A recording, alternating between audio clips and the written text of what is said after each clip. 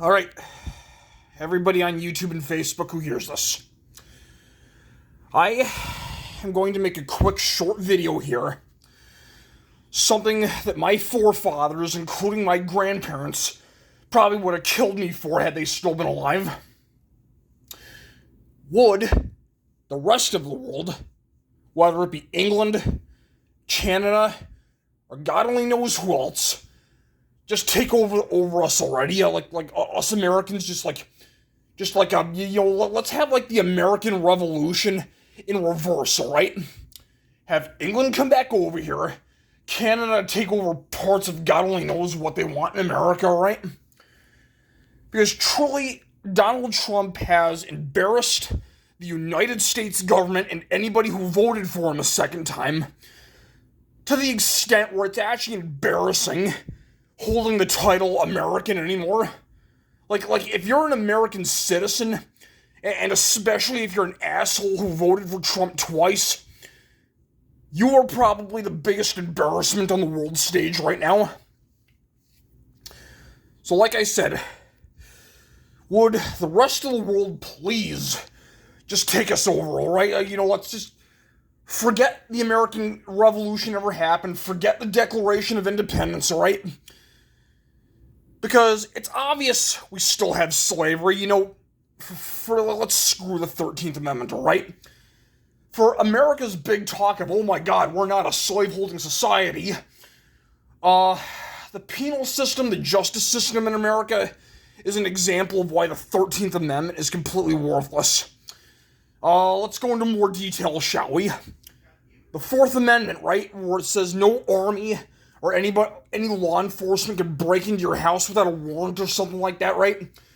ICE, as they've been arresting people without warrant, without cause, and breaking into houses they think are hiding illegal aliens without evidence, right?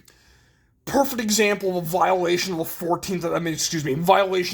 Amendment, and why that's worthless. What else? Second Amendment, right? I live in a state, I'm not sure about everywhere else in the country, but I live in a state where if you're caught defending yourself and your family, under the Second Amendment, you could actually face jail time in prison with the person that tried to attack you. Right, so that's number 3. What else? Taxation without representation. The U.S. politicians tax us. They tax us for bread, water that has poison in it.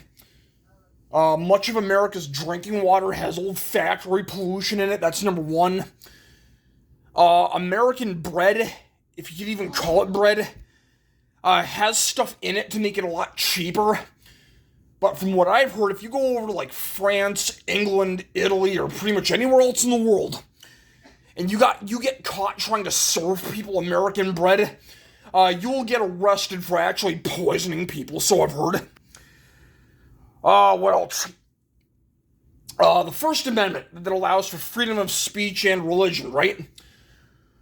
I have actually seen people get arrested or put on a watch list for criticizing politicians, for demonstrating free speech that local politicians don't like. Rent and local taxes are becoming as much, if not more, than wages, which is why a lot of people have stopped working. What else? Medicine, right? Basic healthcare and medicine is hideously expensive. Like, if you're diabetic and you need insulin, or if you're an old man and you desperately need cancer medication, my grandfather, for Pete's sake, Anthony Valerio, right? He was in the Alaska Division in World War II, right?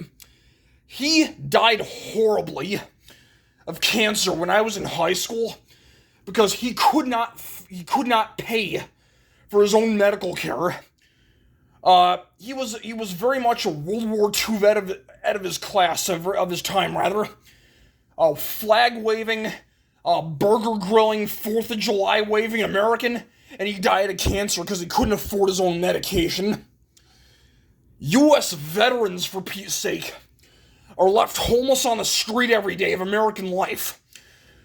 While criminals, like thieves from what I've seen online, they raid stores, they steal clothing, food, water, money, anything they can find to sell.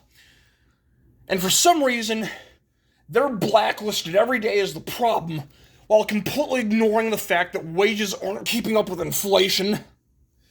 Never mind the fact that the U.S. penal system in America blacklists people for life. Meaning if you get a criminal record and your employer knows about it, you will not get a job, no matter how hungry, starving you are. Doesn't matter if you have a family. Often at times, kids, like in public schools especially, are very much locked up at the drop of a hat. Like, if you get into a fist fight with another kid, they don't try to talk you down and try to get you to stop it. They call the police and have you arrested. America truly is neither great or free. It hasn't been so in a long time. Never mind the fact that whether you be political, secular, religious, red Republican, or blue Democrat, the fact is America in today's world is more religiously, economically, and politically divided than we were during the Civil War.